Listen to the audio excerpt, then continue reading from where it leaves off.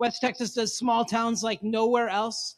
But in that moment, I was introduced to this idea that maybe someday church planting could be part of my life, our experience. And I don't remember every prayer, but I do remember one prayer at the end of that event. I said, and I pretty much can quote it, "Dear God, maybe church planting someday. I'll talk to you again about it in 2020. Amen." We did plant a church in 2021. It was Northeast. It was number 4. Never mind. Sorry. I don't remember every coffee meeting. I've had lots of coffee meetings and many with you. But again, fast forwarding, we lived in West Texas at that time. It was 2005.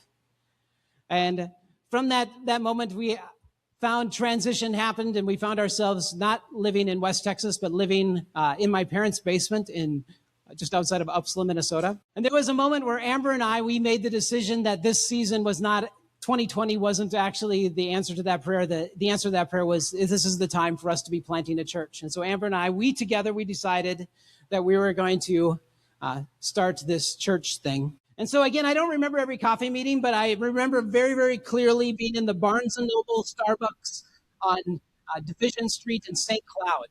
It's quite specifically meeting with Roger Stacy, who is one of the people who was a facilitator at that launch event in West Texas, who was the church planting coordinator in Minnesota. It's just like one of those moments where you just go, God, you're hilarious. So we met him there, and we came to that meeting. This is just to make, want to see Greg get twitchy. This is our initial, this was the book. Our logo improved since then.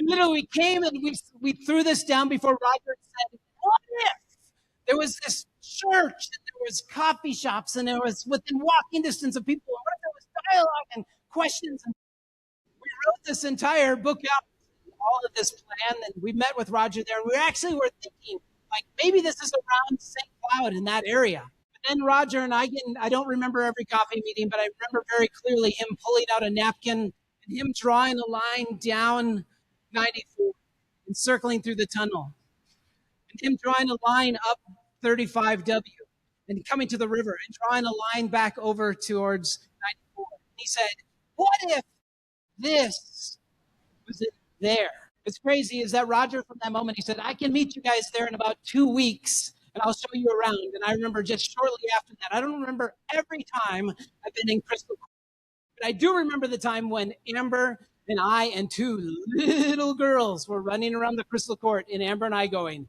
here, at the church, here. Again, I don't remember every drive around downtown Minneapolis by any means. I don't remember everyone, but I do remember meeting Roger those 2 weeks later. And I remember very clearly meeting at his office just on Portland, ironically, just a few blocks from where we live right now. Amber and we live right now.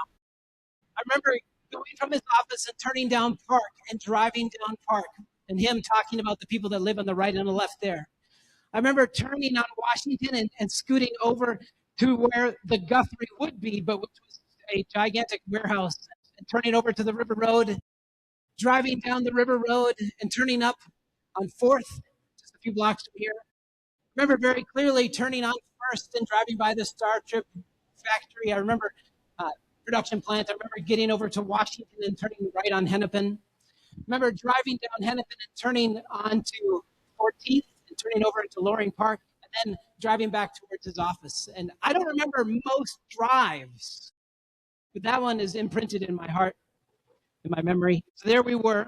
We decided to plant. We spent that entire summer recruiting, connecting, relating with people. And I remember we decided as a church, again, that we were going to plant this church.